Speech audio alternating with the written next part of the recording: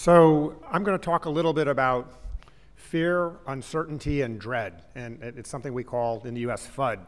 And going to have a little bit of a perspective on why the changes in money today are growing out of that and why they still confront fear, uncertainty, and dread. And I'm going to go back to a story with a totally different industry, the bicycle messenger industry. And you might ask, like, well, what does that have to do with anything? And I had been working at Booz Allen and other sort of suit and tie institutions, and I met some of these tattooed, piercing, wearing bicycle messengers in a market where they had radios and text messaging devices, and they were not being told what to do.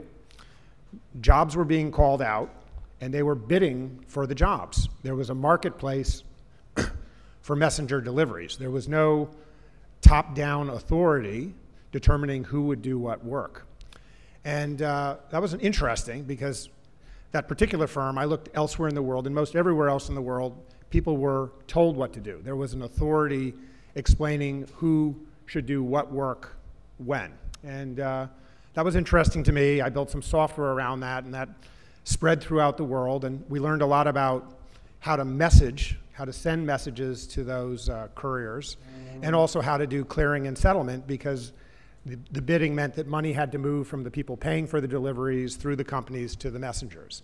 And that sounds like just a small industry, and it was, although it was a fairly large IPO in the United States, and it did become the largest dispatch company in the world. And, but it became stuffy, and I left, and I took two coders with me. One named Eric, one named Jack. Eric is the person who writes the protocol for Ripple.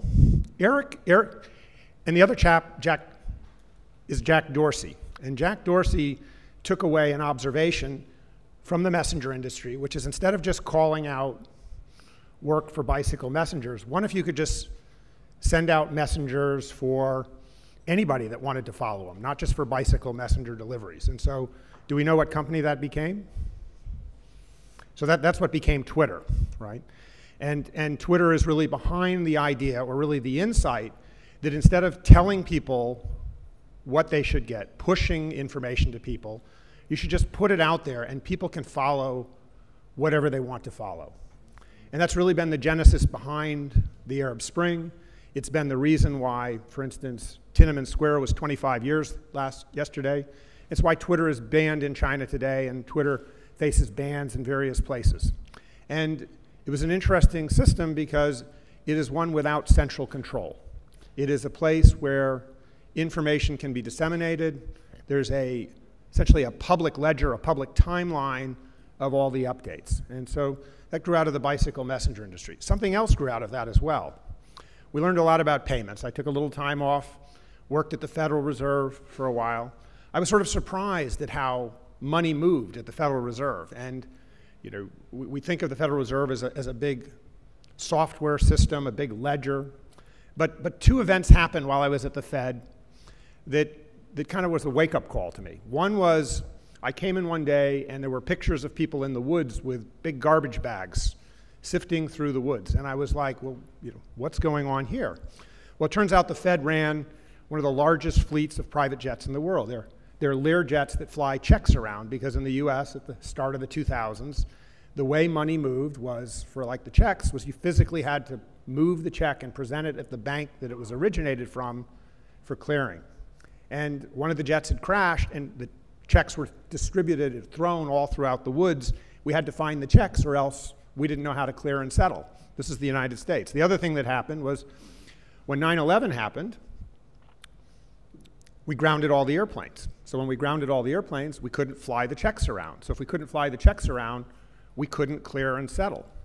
So, you know, there was a very tense moment. Well, what are we going to do? And someone says, well, you know, the rest of the world, they read the information on the checks and they send that around. Oh, you know, the money doesn't actually have to move, right? So we can just like send the information around. And that's what kept like the financial system in the United States from stopping the 2 days after 9/11 when all planes were grounded. It was And so people think as the U.S. as a place of like innovation in many areas. The U.S. has not been a place of innovation in the payments industry.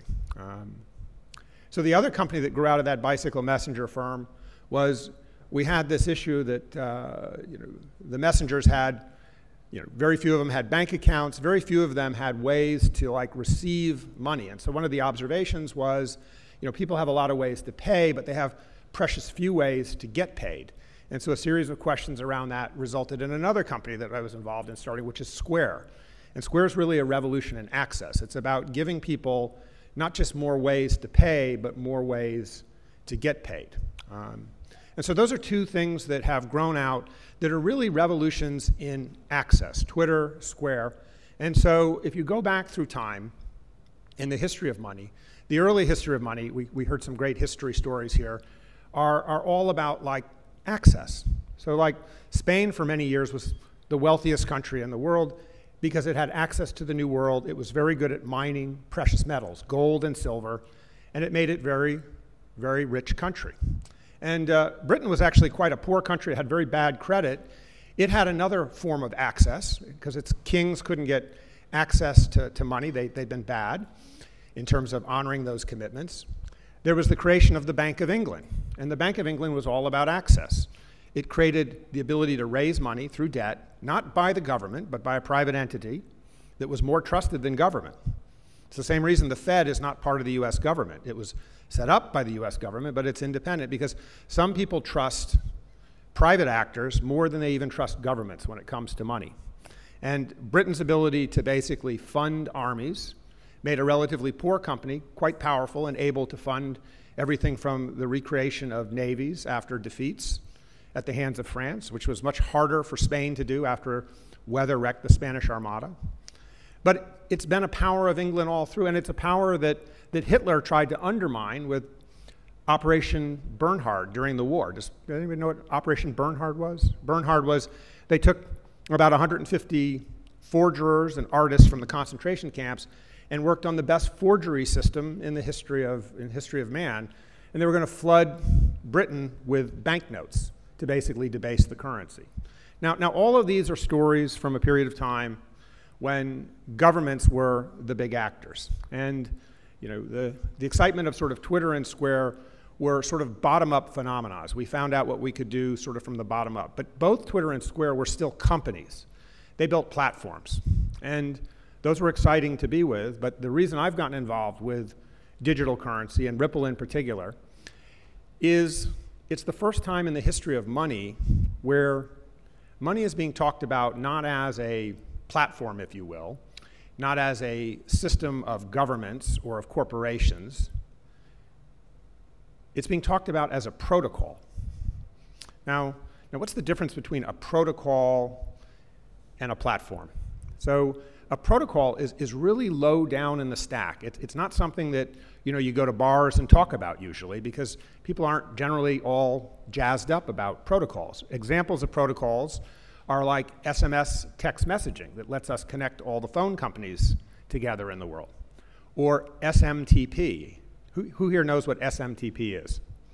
Okay, there's some hands, right? So before SMTP, there were some great email systems like CompuServe and AOL, and corporations had their own emails, but it was impossible to easily send email from one of those systems to the other without a bridge being built directly between those two.